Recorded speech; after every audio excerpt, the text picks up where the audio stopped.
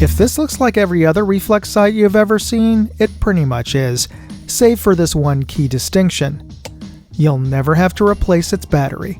This is the Mid-10 rechargeable reflex sight with motion activation, and we're going to test it out on this episode.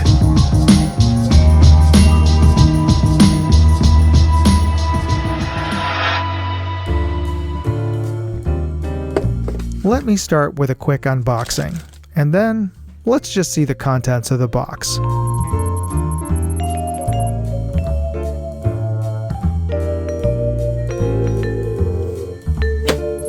This is the Mid-10 rechargeable motion awake reflex sight, and if this looks vaguely familiar or very familiar, it's because it looks just like every other reflex sight out there, because all of them are essentially knockoffs of the original reflex sight, which I believe was designed by Ultradot of Japan, their Pen AV that came out I think in the early 80s.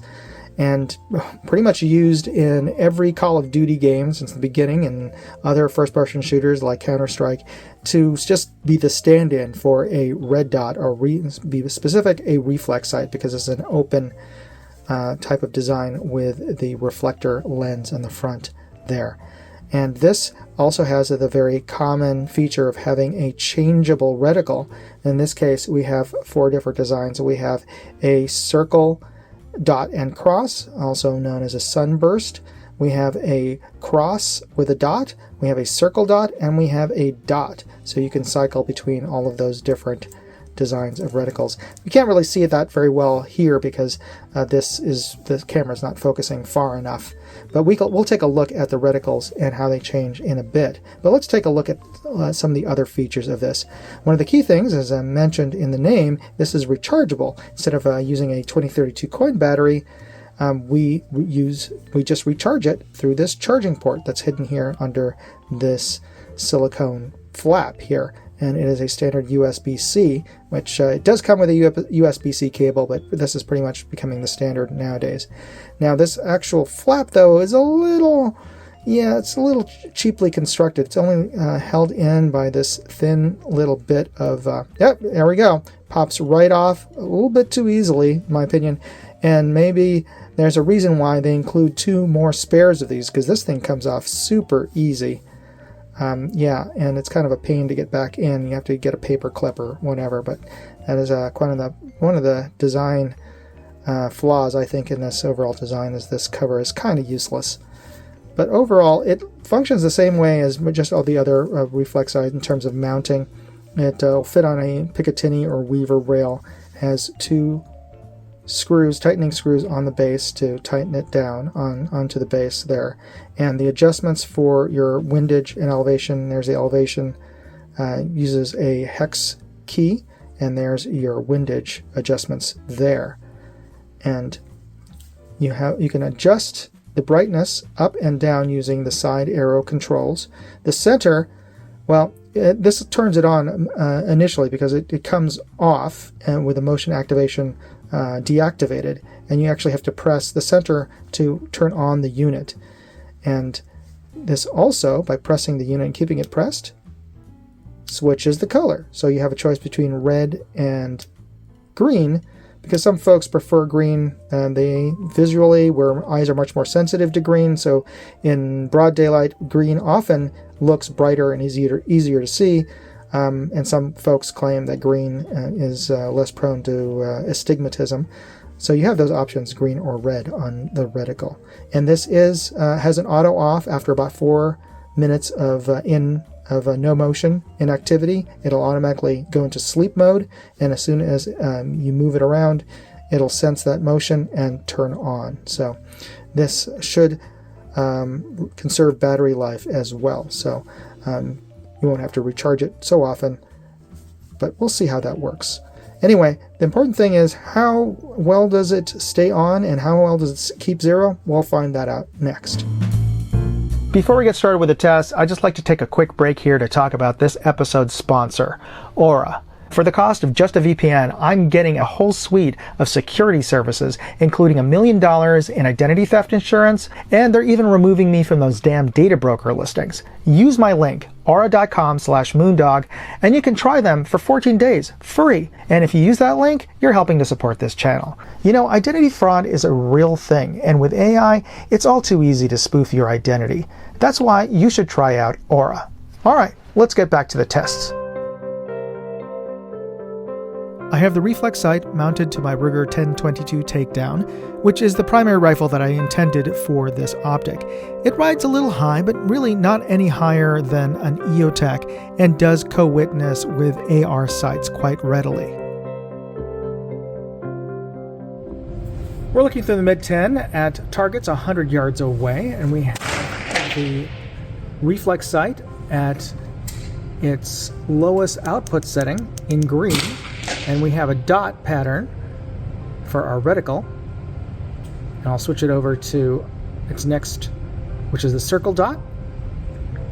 Then you also have your cross dot and your circle cross dot, otherwise known as a sunburst. I'm going to switch it over to red and see what the brightest setting is on the red. There we go. That is the sunburst. The circle, the cross dot, the circle dot, and finally just the dot.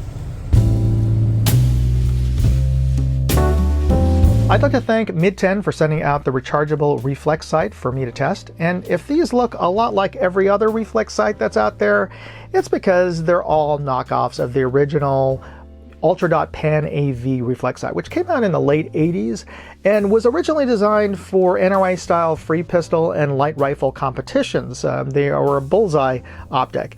Now, in those uses, they really do excel. They have a nearly unobstructed field of view in front of the optic because of a very thin frame. They have a very large window to find your dot, and they have 4 different reticles, so you can engage different size targets at different distances, and you have an optimized reticle for those different uses. They're just not combat optics, so they're just not rugged enough. If you drop this, because it has such a thin frame, you're likely going to break the lens, and even if you use this for airsoft, you're likely going to break the lens just from a BB hit at close range. So as long as you're using it for its intended use, or even for backyard or plinking or light hunting, or certainly for range use, these things are rugged enough to survive that and also hold zero. I've had this on my 1022 for about 2 years now, and it's held zero. And then I ran through almost a complete box of bulk box ammo through this, and it's held zero. So as a design, they're robust enough to handle competition and as well as hold zero. Now, this has the added benefit of being internally battery powered, which is the big downfall of the original design, because I can't tell you how many times I've forgotten to turn this off. And it's one of the reasons why I have so many spare 2032 coin batteries in my range bag. This one has a 300-hour battery life, which may not sound like a lot, but that's almost 2 weeks of continuous use. And it recharges with just a USB-C cable, which everybody has practically nowadays with their phones. Also, this has an auto off feature, which after 4 minutes, it will go into sleep mode and conserve battery life as well. And as soon as you move your rifle with this on it, it turns itself back on, and it has mode memory. So it remembers the brightness setting you last had it on. And it has 2 different color options on the reticle, green and red. Because some folks who have astigmatism find that green affects their astigmatism far less than red. I am actually the opposite for this particular optic. The red it looks far clearer than the green to me, but everybody's eyes are different, as well as everybody's guns are different. So if you're interested in picking one of these up, and they're relatively inexpensive, I think they have a street price of about $40, which is not that much more than the battery powered version, and has so many better features. So I've included product links as well as more information in my full written review at moondogindustries.com. You'll find a link to that article in this video's description.